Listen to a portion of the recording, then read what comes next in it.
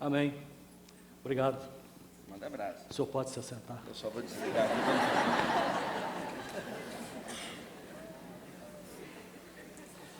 Irmãos, assentados como nós estamos, eu queria que você curvasse a sua cabeça agora e que você orasse ao Senhor. Em nome de Jesus, que você peça a Deus nesse momento que lhe dê espírito de sabedoria, de entendimento, de discernimento espiritual. Deus possa estar falando ao seu coração nesta noite, que você não saia daqui como entrou. Faça uma oração silenciosa no seu coração ao Senhor agora e peça a Ele para falar com você.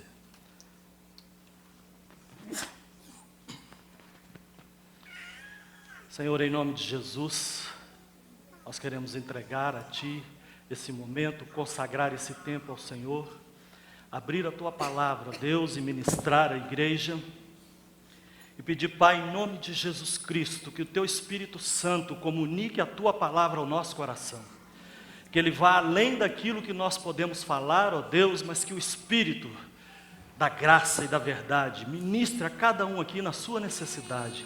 Deus, nós dependemos do Senhor, nós precisamos do Senhor, a nossa família precisa do Senhor, Pai.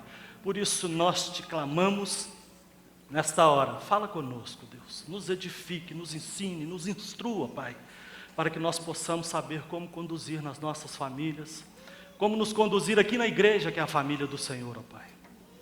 E assim nós oramos em nome de Jesus. Amém.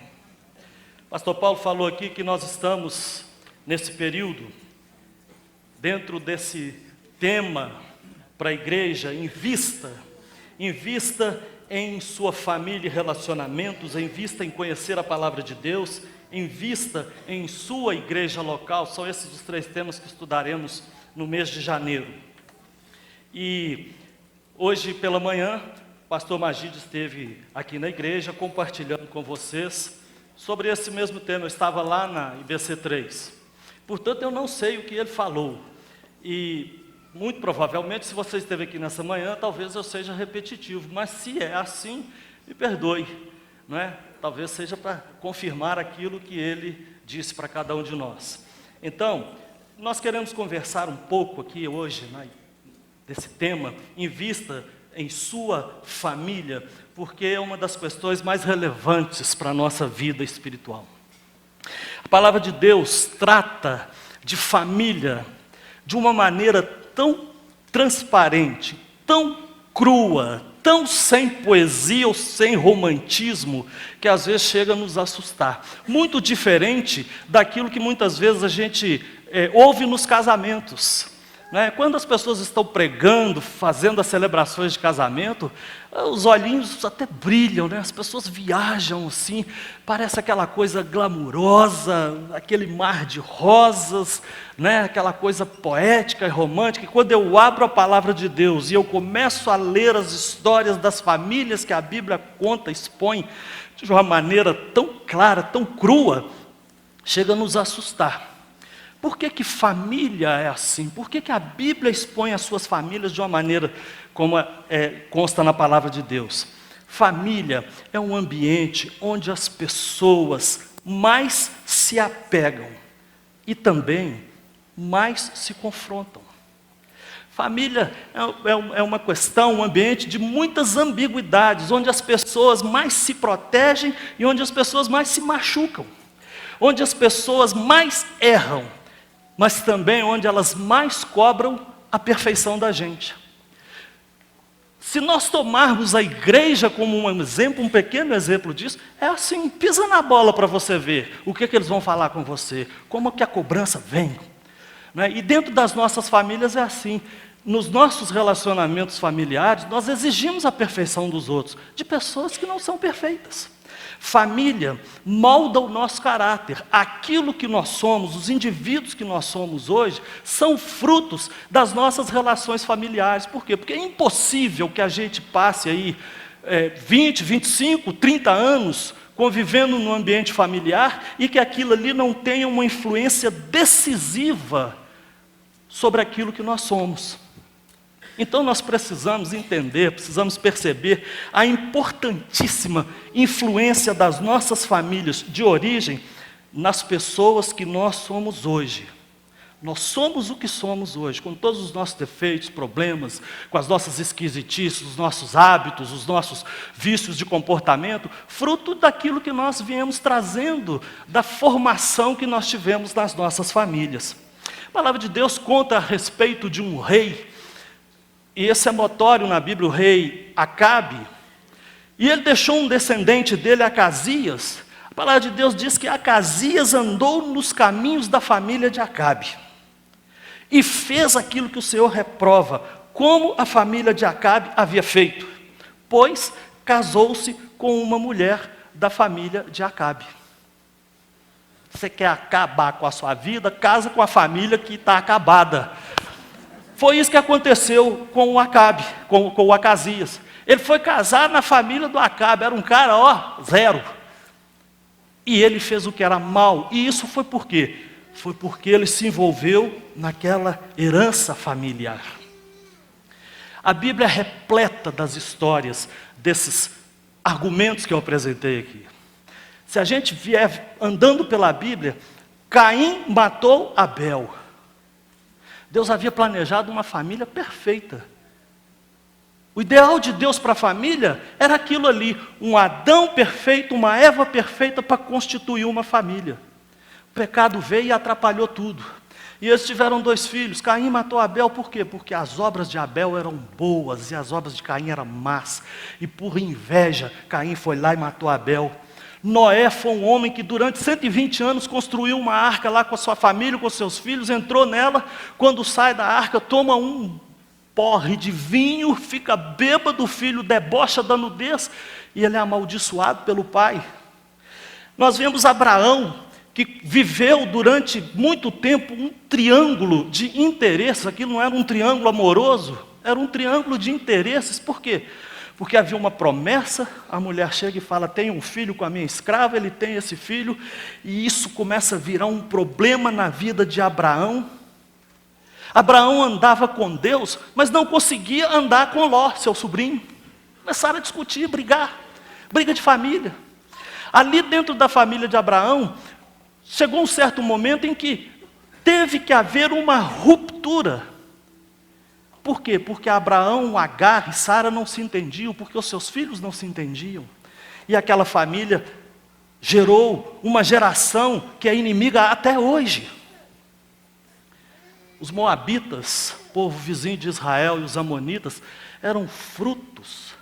foram frutos de uma relação incestuosa das filhas de Ló com ele embriagado. Isaac não precisa nem dizer, né? Seus filhos, Esaú e Jacó. O que isso gerou e que foi o tema lá da nossa revista essa semana, A Vida de José, que deriva disso. Você quer saber o drama familiar que viveu Jacó? Olha a história de Raquel e de Lia, esposas de um marido dividido. Você quer saber o drama que elas viviam? Olha o nome dos filhos deles. Os nomes expressavam a amargura de alma daquelas mulheres. Por quê? Porque havia um marido dividido. E porque elas eram filhas de um pai inescrupuloso. E esse pai, segundo elas próprias relataram no final, elas dizem, ele nos vendeu. Ele nos vendeu, nos trata como estrangeiras e nos lesou na nossa herança. Essa era a origem daquela família. Não é? Samuel, um grande profeta de Israel, filho de uma mulher cercada de amargura no lar por ser estéril, a outra debochava dela. E de repente, esse homem surge, Samuel, um homem transformado, um homem que ungiu reis, um grande profeta de Israel, mas que não conseguiu ganhar seus filhos para Deus, para fazê-los andar no caminho do Senhor. O rei Saul, que Samuel ungiu, ele usou a sua filha Mical como uma moeda de troca dos seus interesses políticos. Deu a menina para Davi, tomou a menina, entregou para o adversário de Davi. Usou aquilo como um instrumento de negociação política dele. Execrou seu filho Jonatas, falou: você é filho de uma mulher perversa, isso é a pior ofensa que podia existir. E era assim que ele tratava o seu filho Jonatas, o amigo de Davi. A família de Davi, né, era o exemplo, o protótipo da paixão, do incesto, do assassinato, do adultério, dos golpes de Estado. Aconteceu de tudo ali dentro da família de Davi. E a família de Jesus? A Sagrada Família. Certa vez Jesus estava pregando lá em Cafarnaum. A multidão estava toda em pé na porta e eles não conseguiam entrar. E de repente alguém manda um recado, falou: Jesus, sua mãe e os seus irmãos estão aí fora, estão querendo falar com você. E por que eles foram lá? Capítulo 3 de Marcos relata isso. Eles foram lá para prender Jesus, porque julgavam que ele estava fora de si. Jesus endoidou, vão lá pegar ele. Foi isso, a Sagrada Família foi lá para isso, não é? E não criam em Jesus. No final da sua vida, aliás, antes disso, Jesus estava pregando, os seus irmãos chegaram para ele e falaram: se você faz esses negócios todos, por que você não vai para o mundo aí, para você aparecer, cara? Se fosse nos nossos dias, escreve um livro, faz umas conferências, viaja, você vai ganhar muito dinheiro. Vai para a mídia, para a internet. Era mais ou menos isso que eles estavam falando para Jesus. Por que você não vai para o mundo? Para você se tornar conhecido? Porque nem mesmo seus irmãos criam nele. E Jesus, quando estava morrendo aqui, naquela cruz, ele vê a sua mãe e vira para ela e fala assim: mulher, eis aí o teu filho. João, eis aí a tua mãe. Ele entregou os cuidados da sua mãe para o seu discípulo amado, seu amigo. Por que ele não entregou os cuidados dela para os seus, pelo menos, 6 irmãos? Vai saber. Essa era a família que Jesus tinha. A gente olhando assim, você fala: puxa vida, família é isso? E a gente diz: família é uma ideia de Deus. Foi Deus que criou família, foi Deus que planejou família. Mas será que planejou nesses moldes? O apóstolo Paulo usa a metáfora de família para descrever a igreja de Deus. A comparação que ele faz de nós como igreja é de uma família.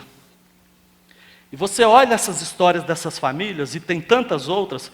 Eu imagino, eu suponho, que só tem uma família na Bíblia, uma, que eu poderia dizer: essa família é joia, essa família foi 10, mas essa família inteira morreu. É a família de Jó. A família de Jó era bacana. O texto do livro de Jó, no primeiro capítulo, fala assim, que Jó tinha 7 filhos e 3 filhas, e que eles iam nas casas uns dos outros, e faziam banquetes, e convidavam as suas irmãs para participar com ele. Era uma família que tinha uma comunhão muito grande, uma família bacana, havia um entrosamento, uma amizade entre eles, e isso era repetidamente, isso era o hábito da família, os irmãos se visitarem para comerem e beberem, e levavam as suas irmãs, não deixavam elas ficarem de fora. Eu falei: poxa, até que enfim, eu vi uma família ali que, você fala, essa deve ter sido legal. Mas o apóstolo Paulo fala assim: ó, nós somos a família de Deus. Família é igreja, igreja é família. Assim, mas será que é essa família daquele homem caído, daquele homem corrompido pelo pecado? Eu continuo crendo que família é um projeto de Deus, mas ela não nasce pronta.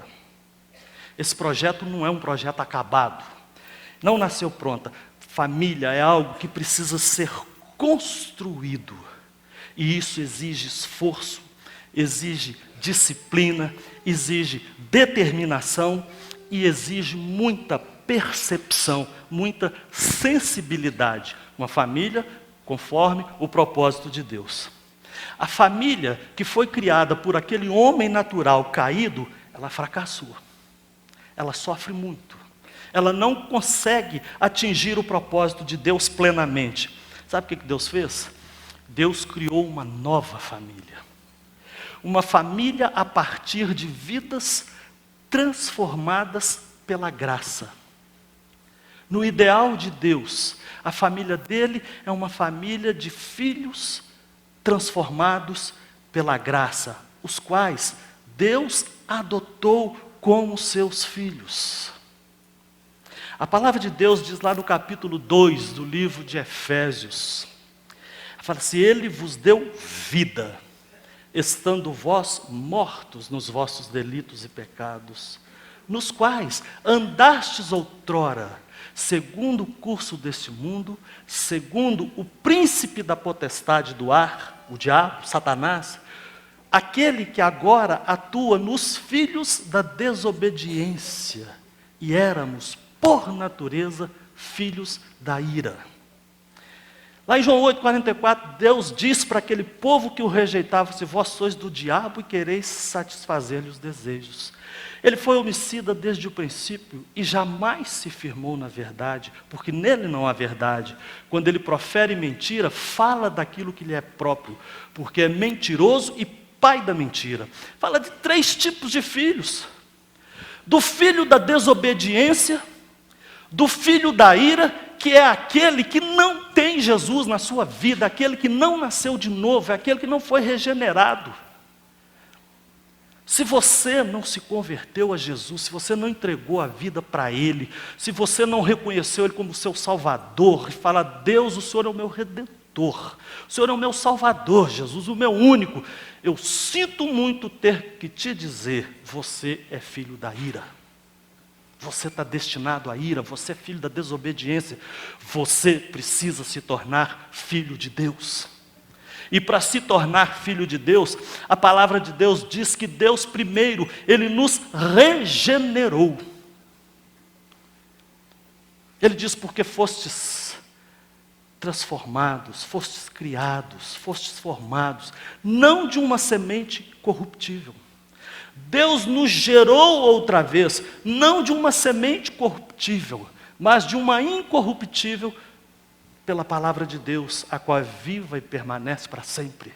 Deus primeiro, Ele precisou nos gerar outra vez, nos formar de novo. E essa regeneração é a nova vida que Ele nos dá, uma vida espiritual. Depois Deus nos justificou. Deus estabeleceu legalidade no nosso relacionamento com Ele. Ele falou: você pode vir à minha presença, você tem o direito legal de estar na minha presença, porque você é justo, você está justificado. Justificados, pois, mediante a fé, temos paz com Deus, está tudo legal entre nós. Então fomos justificados por Ele. E depois de regenerados e justificados por Deus, nós fomos adotados por Ele. Deus nos adotou como filhos, nos fez seus filhos. Nos fez seus filhos. João 1,12 ele diz: mas a todos quantos o receberam, foram regenerados, deu-lhes o poder de serem feitos filhos de Deus, a saber, 2 pontos, um em cima e outro embaixo, aos que creem no seu nome. É pela fé que eu entro nessa relação de adoção. É pela fé que eu sou adotado por Deus, por causa de Jesus Cristo. E a palavra de Deus diz que Ele, Jesus, na plenitude do tempo, nasceu de uma mulher. Para quê? Para que nós não vivêssemos na escravidão, mas que fôssemos adotados como filhos. E porque nós fomos adotados como filhos, Deus enviou para nós o seu Espírito Santo, o Espírito de adoção, pelo qual clamamos: Abba, Pai. Eu posso entrar numa relação de filho com Deus, por quê? Porque eu recebi o Espírito da adoção, eu recebi o Espírito Santo, e porque Ele habita em mim, eu sou filho dEle. Eu posso dizer: Abba, Pai. Eu posso dizer: Papai. Eu posso estar na presença dEle. Então foi essa família que Deus idealizou, uma família de pessoas regeneradas, de pessoas que têm comunhão com Ele, e esse é o único meio que nós podemos ministrar à nossa família. Nós só podemos ministrar no propósito de Deus para uma família quando somos salvos e transformados por Ele. Isso é capacitação espiritual para ministrar a família. Por quê? Porque dessa conversão, desse novo nascimento, dessa regeneração, vem a santificação, esse processo. E esse processo é que nos autoriza a ministrar a nossa família, ministrar as coisas de Deus e gerar e criar e conduzir famílias saudáveis. A palavra de Deus diz lá em 1 João, no capítulo 3, o apóstolo João diz: veja como é grande o amor que o Pai nos concedeu. Olha como é grande sermos chamados filhos de Deus, o que de fato somos. Por isso, o mundo não nos conhece, porque não conhece a Deus. Então, Deus planejou uma família dessa forma, de pessoas transformadas, de pessoas nascidas de novo, de pessoas que têm o seu espírito para ministrar aos seus filhos, para ministrar a sua casa, para ministrar a igreja, que é a família de Deus. Não são pessoas perfeitas, pessoas que não erram, pessoas que enfrentam problemas, que enfrentam dificuldades, mas pessoas que estão sendo santificadas por Ele. Pessoas que estão sendo transformadas dia a dia por Ele. Pessoas que sabem que fazem parte de um projeto de Deus para a família, que é uma equipe de Deus para atuar nesse mundo, nessa terra. Então, nós precisamos entender como é que é essa relação nossa com o Pai, de chegar e dizer Abba Pai, de viver na presença dEle, de andar com Ele. E eu gostaria, então, de mostrar para vocês onde foi que eu busquei algo da palavra de Deus que nos mostre claramente essa relação que nós precisamos desenvolver com o Pai, desenvolver aqui na igreja e desenvolver com a nossa família. E eu lendo aquele texto da palavra de Deus, eu falei, puxa, tem tanta coisa rica aqui. Porque eu sei que se nós formos falar de família, o lugar comum, qual que é? É aquilo que está lá em Efésios, capítulo 4, 5. Aquilo que está lá em Colossenses. Aqui está lá várias recomendações de Paulo a Timóteo, de Paulo a Tito. Filhos, obedecei vossos pais. Maridos, amai vossa mulher. Mulher, sujeitais ao vosso marido. Não é isso. Todos temos ouvido isso muito. Mas nós precisamos ter algo profundo do relacionamento nosso com Deus, para que por fruto desse relacionamento a gente possa ministrar a família. E Jesus nos deu um exemplo tão claro disso, que eu gostaria de aplicar, de fazer uma aplicação disso com vocês. Notem bem, é uma aplicação, não é uma interpretação teológica, não, porque, primeiro, eu não sou teólogo. Teólogo aqui é o Samir, né? E nem pretendo entrar nessa esfera. Mas eu quero o quê? Fazer uma aplicação daquilo ali, para trazer isso para a nossa vida, para trazer isso à nossa realidade. Eu gostaria então, eu sei que vocês estão sentindo falta disso, de abrir a palavra de Deus para lermos um texto, onde Jesus nos ensina, e onde nós podemos pensar alguns princípios, para nós aplicarmos a nossa vida prática, a nossa vida como família, como igreja, porque Deus nos ensinou que com Ele nós temos que agir assim, que sendo filhos, nós temos que nos relacionar com Deus naquelas bases. E esse texto está lá em Mateus, no capítulo 6.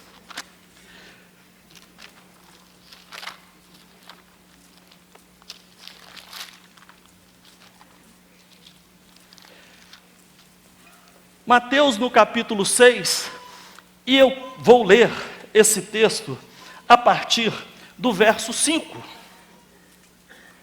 Mateus no capítulo 6, verso 5, Jesus nos deu algumas orientações, algumas instruções de como que nós devemos nos relacionar com Deus, de como que nós devemos estar na presença dEle, e Deus estar gerando vida na nossa vida, para que a gente possa gerar vida na vida dos outros. Como que tem que ser esse nosso relacionamento com Deus? O Pai. No Sermão da Montanha, Jesus fala, pelo menos, eu contei, 15 vezes sobre a nossa relação com Deus como Pai. Não é como Pai, título, qualquer pessoa tem, não. É como o papai, o meu Pai. Pelo menos 15 vezes ele fala sobre isso. E aqui nesse texto de Mateus, no capítulo 5, Jesus fala assim: e quando orardes, não sereis como os hipócritas, porque gostam de orar em pé nas sinagogas e nos cantos das praças, para serem vistos dos homens. Em verdade vos digo que eles já receberam a recompensa. Tu, porém, quando orares, entra no teu quarto, e fechada a porta, orarás a teu pai que está em secreto, e teu pai que vem em secreto te recompensará. E orando, não useis de vãs repetições como os gentios, porque presumem que pelo seu muito falar serão ouvidos. Não vos assemelheis, pois, a eles, porque Deus, o vosso Pai, sabe o de que tendes necessidade antes que lhe o peçais. Portanto, vós orareis assim: Pai nosso, que estás no céu, santificado seja o teu nome, venha o teu reino, faça-se a tua vontade, assim na terra como no céu. O pão nosso de cada dia dá-nos hoje, e perdoa-nos as nossas dívidas, assim como nós temos perdoados aos nossos devedores, e não nos deixes cair em tentação, mas livra-nos do mal, pois teu reino, o poder e a glória para sempre. Amém. Então, o que esse cara vai falar de família nisso aí? Eu falei que eu quero fazer uma aplicação disso aqui. Por quê? Porque tem princípios tão preciosos para nós aplicarmos na nossa vida, porque Jesus está falando aqui é do relacionamento do filho com o pai. É do relacionamento que deve ter a igreja com o pai. É o relacionamento que deve ter a nossa família conosco, pais e filhos. E ele está nos apresentando algumas coisas que eu gostaria de fazer essas inferências, fazer essas metáforas, fazer essas comparações, para que nós pudéssemos entender um pouco mais do coração de Deus e como nós devemos viver em família. Jesus está falando aqui: tu, porém, quando orares, entra no teu quarto, fechada a porta, orarás a teu pai, que está em secreto, e teu pai, que vem em secreto, te recompensará. Eu tenho um relacionamento com o meu pai. Eu tenho um relacionamento com ele. Ele quer ter um relacionamento comigo. E o que Jesus está nos mostrando aqui é que esse espaço tem que ser um espaço de intimidade. Tem que ser um lugar de intimidade. Por isso que ele está falando: vá lá, fecha a porta, fala com ele em secreto, e ele em secreto te responderá. Isso mostra para nós que na nossa vida, na nossa relação familiar, nós precisamos do espaço da intimidade.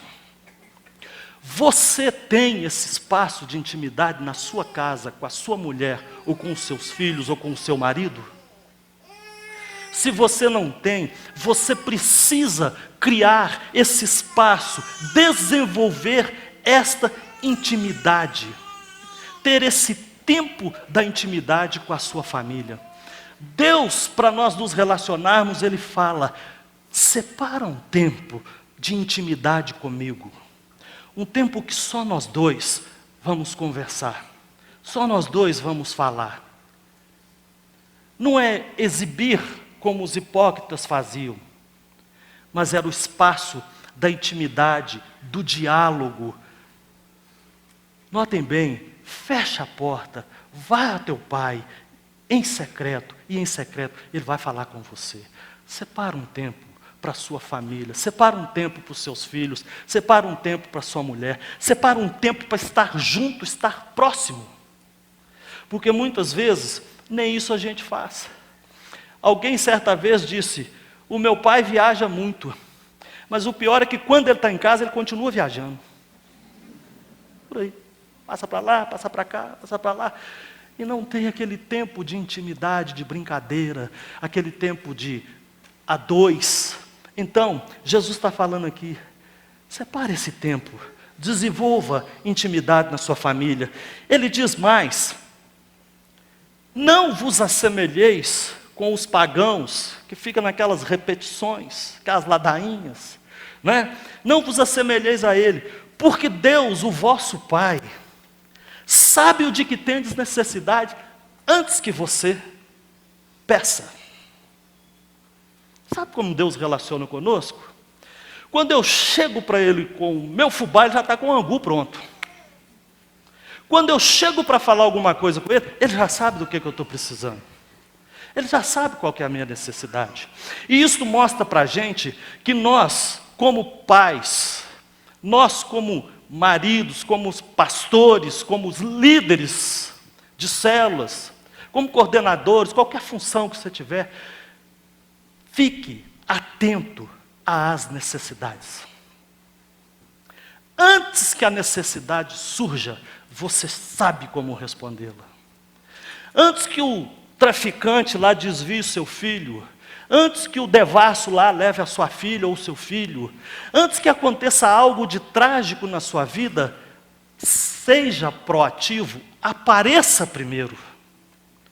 Entre em cena primeiro. Não espere a casa cair para você tomar providência. Porque ele está falando aqui, Deus se relaciona conosco assim.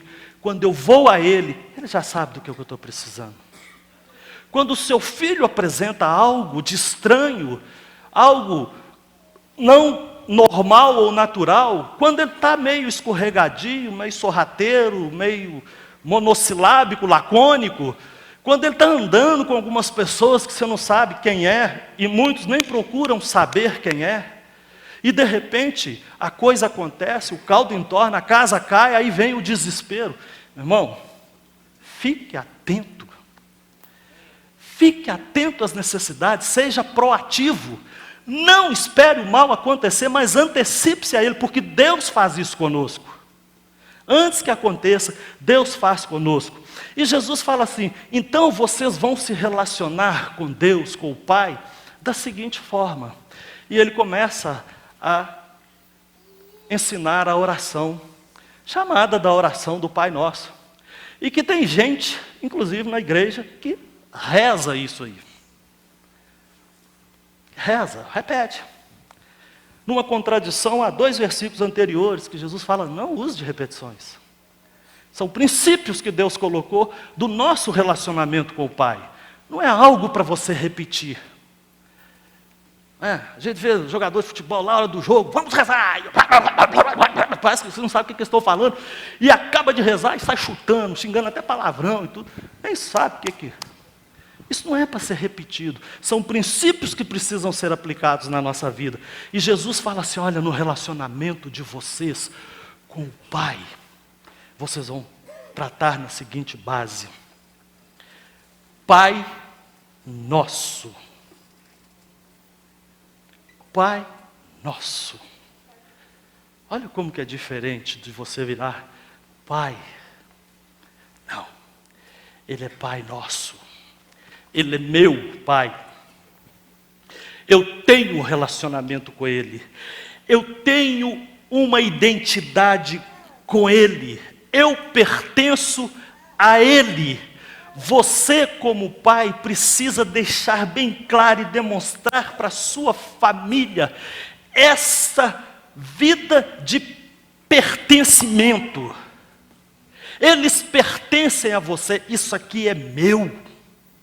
São meus filhos, é a minha esposa, é a minha família, é a minha igreja, é a minha célula. Isso pertence a mim. Porque ele fala que o Pai, eu devo dirigir a ele, falando, Pai Nosso. Isso nos mostra essa relação de que nós somos uma equipe. Família é uma equipe para cumprir um propósito de Deus. Não são individualidades, não. Nós, para entendermos o propósito de Deus para a nossa vida, nós precisamos de enxergar a família como uma equipe. Nós temos que, como equipe, trabalhar juntos para cumprirmos o propósito de Deus. Assim é na igreja, assim tem que ser na nossa família, na nossa casa. Deus, quando Ele distribuiu os dons na igreja, Ele o fez para que a igreja funcionasse como uma equipe. Então, quando você ler lá na Romanos, Efésios, Coríntios, quando ele fala dos dons espirituais, o que Deus fez? Deus não distribuiu um rótulo para todo mundo, não. Ele distribuiu dons diversos. Por quê? Porque eu preciso do dom de Deus que está em você. Você precisa do dom de Deus que está nele. Ele precisa do dom de Deus que está naquele outro. E assim, operando na diversidade dos dons, no corpo, na família, a família toda é edificada. Ela funciona como uma família, a família de Deus. Por isso que lá em Efésios, o apóstolo Paulo nos ensinou que nós devemos operar nesses dons espirituais até que todos cheguemos à unidade da fé, à perfeita varonilidade, à medida da estatura, da plenitude de Cristo, e não sejamos como meninos agitados de um lado para outro, levados ao redor por todo vento de doutrina. Na nossa família, nós precisamos funcionar assim, para quê? Para que os membros da família não sejam levados de um lado para o outro por essas crises que assolam o mundo, crises morais, crises existenciais, etc., que existem no mundo. Mas, se funcionarmos como uma equipe, a família será saudável. Então, Pai nosso, agregue a sua família em torno de você. Esse sempre foi o desejo de Deus. Jesus, nas vezes que ele chorou, 2 vezes ele chorou, e ele diz, no momento em que ele entrava em Jerusalém, ele vê a cidade lá do Monte das Oliveiras, e ele olha para Jerusalém e fala: Jerusalém, Jerusalém, mata os profetas, apedreja os que lhes são enviados. Quantas vezes eu quis ajuntar os teus filhos, como a galinha ajunta os pintinhos debaixo das asas, e você não quis. No coração de Deus, família, igreja, é para estar debaixo de você, é para estar agregado, é para ser o Pai nosso. Os seus filhos têm que falar: o nosso Pai. Entenderam? É nesse sentido que ele está falando aqui. Então, agregue a sua família debaixo de você. Dá a ela a noção de pertencer a você. Dá aos membros da sua célula da igreja a noção de pertencer a esta família, a esse corpo, a esse ministério, a esse propósito de Deus. Você pertence a isso, você tem responsabilidades com isso, você, filho, tem responsabilidades com a sua família, com o seu pai, com a sua mãe, com os seus irmãos. Você é responsável também. Por quê? Porque família é uma equipe, igreja é uma equipe, e nós precisamos viver igreja assim. Você sabe por que o filho pródigo voltou para casa? Sabe por quê? Foi porque ele estava comendo comida de porco? Foi? Não foi, não. Ele só voltou para casa porque ele sabia que tinha um pai esperando ele voltar. Foi somente por isso que ele voltou. Porque se ele não tivesse a noção de pertencer àquela família, ele não voltaria. Então, agregue a sua família a você. Não deixe a sua família se dispersar. Não deixe a sua família viver feito uma rodoviária, onde as pessoas entram e saem, ninguém dá satisfação para ninguém. E Jesus continua orando: Pai nosso que estás no céu, santificado seja o teu nome, venha o teu reino, faça-se a tua vontade, assim na terra como no céu. Sabe o que é isso? Isso é o reconhecimento da autoridade, da soberania do nosso Pai. É a vontade dEle, é o reino dEle, é o propósito dEle, é o poder dEle. Esse é o nosso Pai. Como dizia um professor meu muito antigo, foi colega do seu avô lá, Alberto Mazzoli. Mutatis mutandis. Sabe o que significa isso? Mudando o que tem que ser mudado. Anota aí, porque vocês aprenderam o latim hoje. Quando esse professor dizia isso, mudando o que tem que ser mudado, nós, como líderes, como pais, como pastores, temos que deixar clara a autoridade que existe sobre você. Isso precisa estar claro para os membros da sua família. Quando Jesus ora isso, Ele está mostrando isso. Existe uma autoridade sobre você. Existe uma autoridade sobre você nessa família. E Ele deixa isso muito claro. E nós precisamos entender o que é o exercício dessa autoridade. Davi tinha uma autoridade sobre seus filhos, mas ele era um pai permissivo. Um pai indiferente, alheio, é aquele que mesmo dentro de casa continuava viajando. Enquanto a sua casa, o negócio estava indo de mal a pior, o irmão cobiçando a irmã, todo mundo sabia, os amigos todos sabiam, mas o Davi não sabia. E o Amon, ele era o quê? Aconselhado pelos seus amigos. Onde estava Davi essa hora? Quando eles foram para o campo, numa estratégia de Absalão matar o seu irmão, todo mundo desconfiava. Mas o Davi não foi junto, ele mandou um acompanhar. Por quê? Porque ele era um pai permissivo. Quando Adonias quis usurpar o trono de Salomão, que era o filho prometido na herança do reino, Salomão se levanta e mata Adonias. E o texto da palavra de Deus diz que Davi, o seu pai, nunca o contrariou, dizendo: por que você faz isso? Nunca chamou a atenção do Adonias, bonitão, sei mais o quê. Mas nunca Davi foi lá e puxou a orelha dele, encostou ele na parede, chamou ele às falas, levou ele para o quartinho da intimidade lá. Deixou solto. E ficando solto, a família de Davi foi destruída. 3 dos seus filhos foram assassinados pelos irmãos, porque ele era um pai indiferente. Então, essa autoridade, ela não pode ser permissiva, ela tem que estar debaixo da disciplina, do controle, porque Deus faz isso conosco. Deus nos disciplina, Deus nos põe no caminho, no trilho, está sempre nos corrigindo.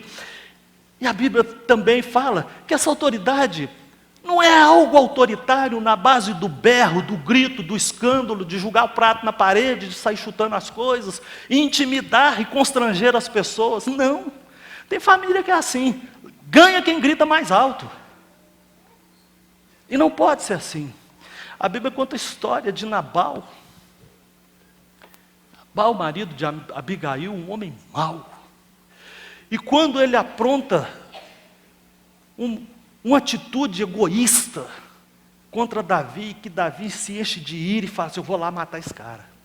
E sai com o seu exército para matar. Os seus empregados escutam aquilo, correm na sua esposa e dizem para ela: o mal está determinado contra o nosso Senhor e contra a sua família. Ele é um homem de Belial, um homem diabólico. E não há quem possa conversar com ele. Era um cara blindado, você não chegava nele. Não havia diálogo, era um homem rude. Isso é uma paternidade autoritária, também não funciona. A paternidade, o relacionamento em família que Jesus nos ensina é aquilo que está lá em João no capítulo 10. Quando ele fala que ele é o bom pastor, e ele diz assim, João capítulo 10, a partir do verso 27, as minhas ovelhas ouvem a minha voz. Identificam. Eu as conheço. Identidade. E elas me seguem. Eu lhes dou a vida eterna. Jamais perecerão. e ninguém as arrebatará da minha mão. O meu Pai, que as deu a mim, é maior do que todos, e da mão dele ninguém pode tomar. Isso mostra a relação de Deus com a igreja dele, com os filhos dele. Por quê? Porque a identidade, há conhecimento, há noção de pertencer àquele corpo, àquela família. E há algo de precioso nisso. O meu Pai, que deu essas ovelhas a mim, Ele é maior do que todos.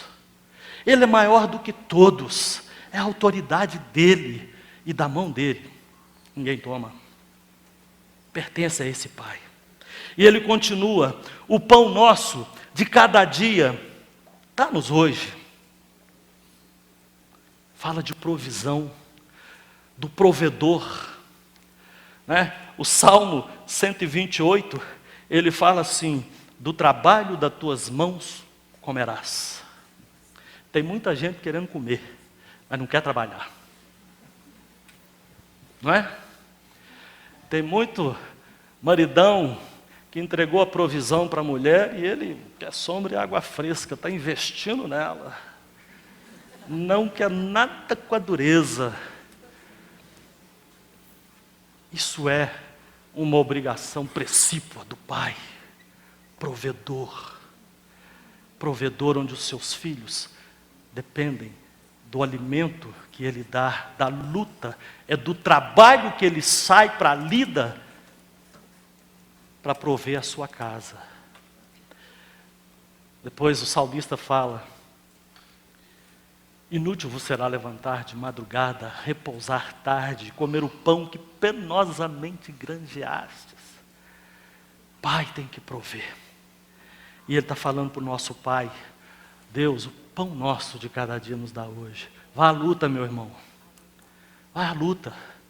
Não importa se você está desempregado, não. Às vezes isso é um momento na sua vida, é passageiro. O que não pode é você se acomodar a uma situação de indiferença, de preguiça, de indolência. Isso não pode acontecer. Seja o provedor da sua família. Tome esse encargo para você.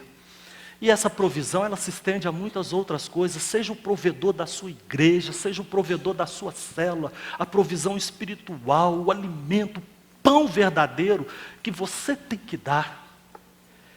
E ele continua orando, perdoa-nos as nossas dívidas, assim como nós perdoamos aos nossos devedores. Muitas vezes a gente pensa, eu estou em pecado, estou separado de Deus, eu preciso do perdão dele, senão eu vou para o inferno. Ele não está falando disso aqui não.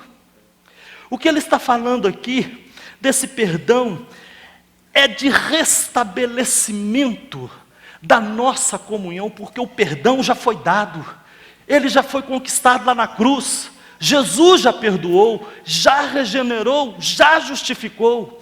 Mas no dia a dia, as confrontações em família, as confrontações na igreja, as confrontações no ministério, isso muitas vezes leva a gente a pecar um com o outro, contra o outro, leva a tropeços. Somos diferentes, temos personalidade diferente, carregamos bagagens diferentes na nossa vida, e essas coisas muitas vezes são empecilhos, elas acontecem. Por isso que ele está falando, Pai, perdoa aquilo que a gente erra, aquilo que nós entramos em dívida com o Senhor, assim como nós perdoamos quem também fez a mesma coisa conosco. O perdão, ele é contínuo, ele acontece. Perdão não é prisão, não, é libertação. Perdoa e deixa o outro ir. Se ele não quiser ficar, que vá, mas vá perdoado. Vá perdoado. Família é ninho, onde você entra e sai a hora que quer. Família não é um casulo que você fica preso a ele, não. Tem que ter a liberdade. E essa liberdade é conquistada através de quê? Desse perdão contínuo. Perdoa. Pedro falou, Jesus, 7 vezes está bom? Jesus falou, 70 vezes 7 é o exercício contínuo do perdão, assim como entre nós e Deus.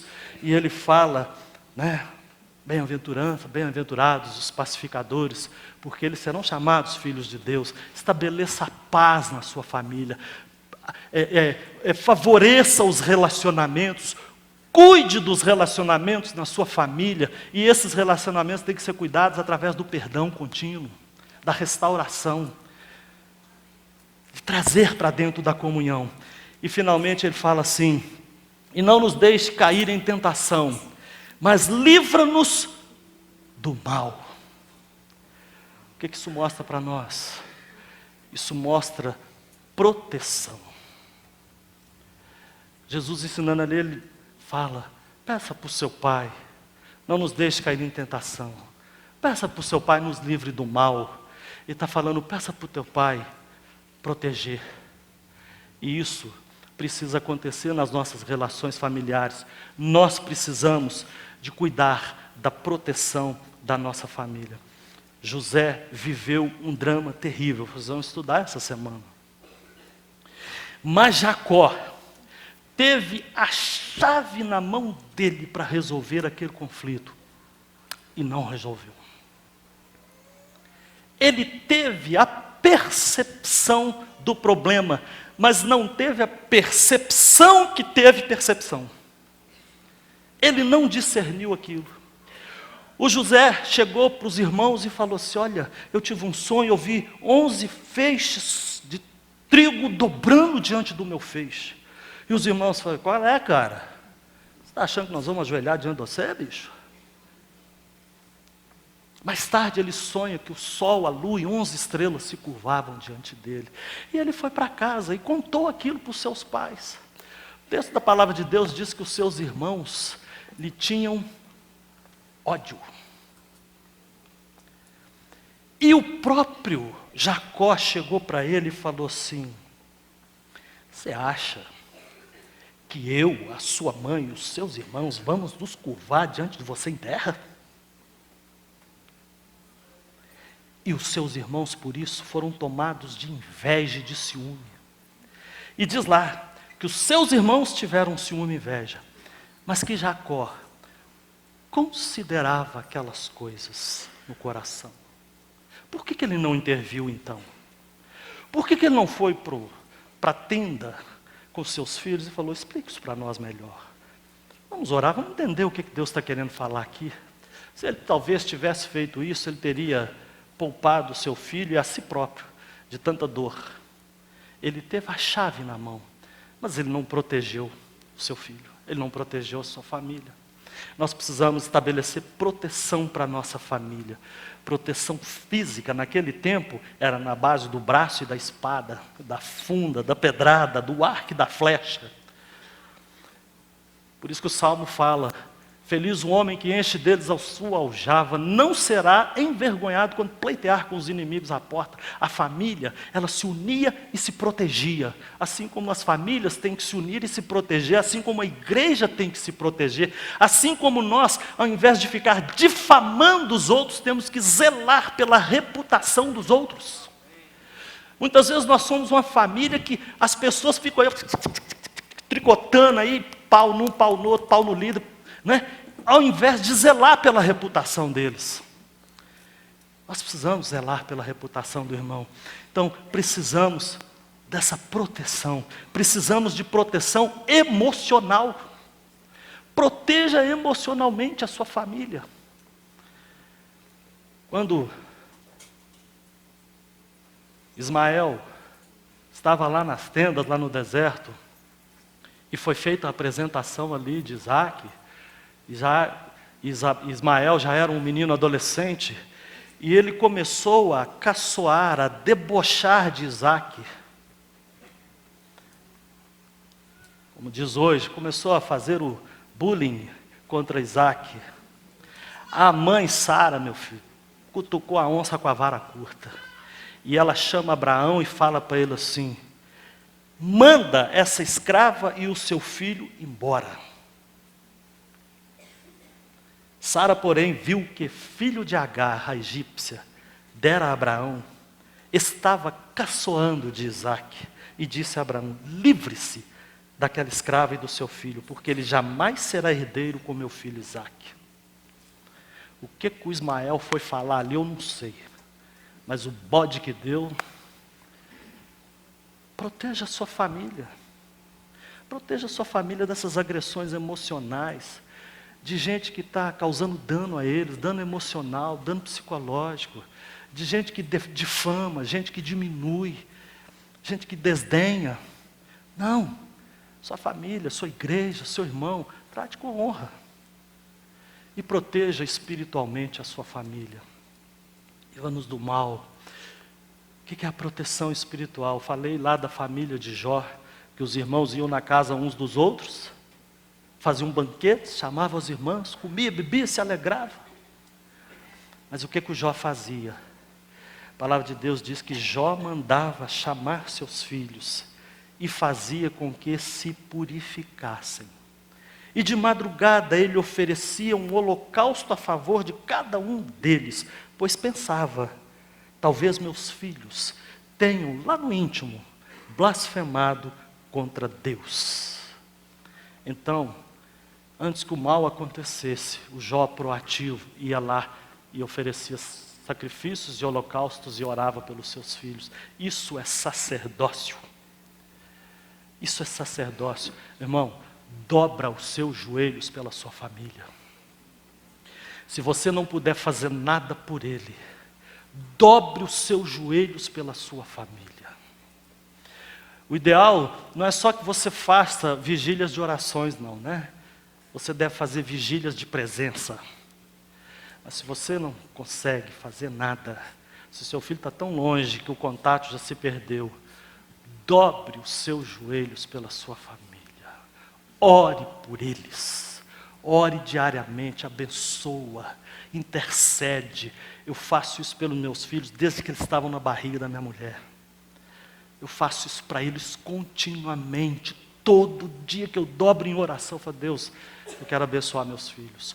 Ore por eles, para que Deus os livre do mal. Ore pela sua igreja, ore pelos seus líderes, por aqueles que estão junto com você. Proteja a sua família espiritual, proteja a sua família direta, a sua família extensiva, a sua família da fé, através da oração, da intercessão. Essa oração que Jesus nos ensinou, ela fala dessa nossa relação com o Pai. E não é diferente da nossa relação com a nossa família. E não é diferente da nossa relação com a igreja. Seja a sua família da fé, seja a sua família direta, seja a sua família extensiva. Aplique esses princípios de Deus. Com certeza, Deus vai abençoar a sua vida. Deus vai abençoar a sua vida. Vamos curvar a nossa cabeça e vamos orar.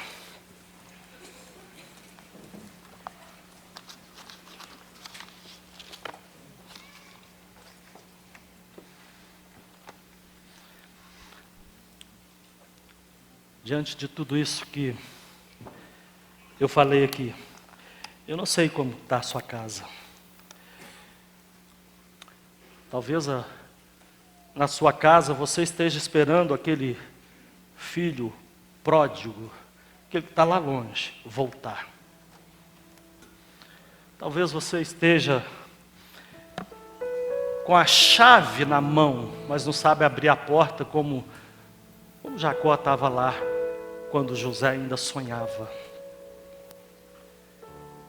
Seja como for, eu quero dizer para você que essa relação de Deus conosco, de Deus com a sua igreja, é a relação de Deus com você, e a relação que Deus quer ter com a sua família, mas Ele quer que você também tenha com a sua família.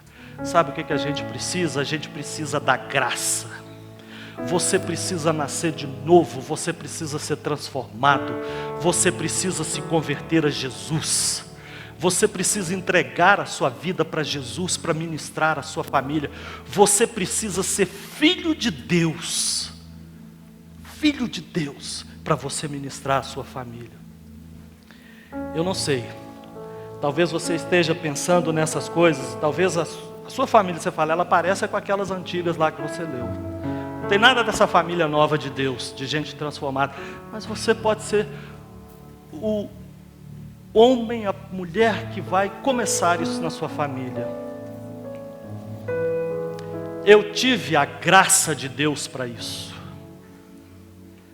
Em toda a minha família, eu fui o primeiro a me converter a Jesus. Tanto do lado dos meus pais, quanto do lado da minha mãe. Nunca teve crente na minha família. Eu fui o primeiro, me converti aqui nessa igreja. A minha família toda convertida. Hoje eu tenho até irmãos, cunhados, sobrinhos convertidos. Minha família tem pastores. E tudo começou com um começo tão pequenininho. Eu tinha até vergonha de orar na mesa. A gente não tinha o hábito de orar. Eu ia para o quarto, trancava a porta e orava sozinho. Um dia minha mãe falou assim: ora aqui, para todo mundo participar. E eu comecei a orar na mesa. E eu comecei a falar de Jesus. E eles começaram a vir, veio um, veio outro, veio um, veio outro. E as gerações dos meus irmãos estão se convertendo, sobrinhos convertendo, netos convertendo. Por quê? Porque Jesus entrou na minha família. E é Ele que promove essa restauração. Não sou eu, não é minha virtude, não é nada disso. Apenas um porta-voz. Você quer ter sua família diante de Deus? Você quer ter sua família convertida? Entrega a sua vida para Jesus. Venha a Ele, consagre a sua vida a Ele. Eu quero fazer 2 apelos aqui. O primeiro que eu quero fazer: se tem alguém aqui hoje, nesta noite, que ainda não entregou sua vida para Jesus, que precisa ser adotado na família de Deus, se você não tem essa certeza de que é filho de Deus, a palavra de Deus diz que esse espírito de adoção que Deus mandou para nós, testifica com o nosso espírito que nós somos filhos de Deus. Se você ainda não tem a certeza, se um dia você não falou: Jesus, eu quero que o Senhor seja o meu único Salvador, eu entrego a minha vida para o Senhor. Se você nunca na sua vida fez isso e quer fazer nessa noite, em nome de Jesus eu te peço, levanta uma de suas mãos, faz um sinal para mim que eu quero orar por você. Se há alguém aqui que entrou aqui nesta noite e que ainda não entregou sua vida para Jesus e que quer nesta noite fazer uma oração, falar: Jesus, eu quero que o Senhor seja o meu Salvador. Há alguém aqui? Levanta sua mão bem alto que eu quero ver. Amém, Deus te abençoe. Há mais alguém? Quem mais aqui nessa noite quer falar: Jesus, eu quero me tornar seu filho, eu quero entrar para essa sua família, a família da fé, a família dos salvos, a família de Deus? Há mais alguém aqui? Eu queria que essa pessoa que levantou a mão, por favor, viesse aqui à frente, eu quero orar por você. Em nome de Jesus. Pastor Léo, por favor. Há mais alguém aqui nessa noite? Se houver mais alguma pessoa aqui, eu quero te dizer: Deus está te chamando para você fazer parte da família dEle, a família dos salvos, a família daqueles que vão ser redimidos. E a partir de você, Deus começar uma nova história. Como é que é o seu nome? Rafael, xará do meu filho. Deus abençoe você, Rafael. Há mais alguém aqui nessa manhã, nessa noite?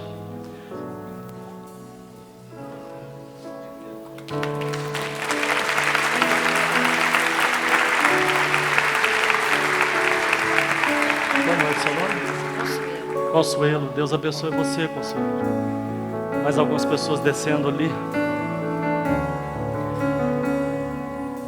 Um dia eu atendi esse apelo, eu achava que era coisa assim, formalidade, mas não é uma formalidade, isso é uma declaração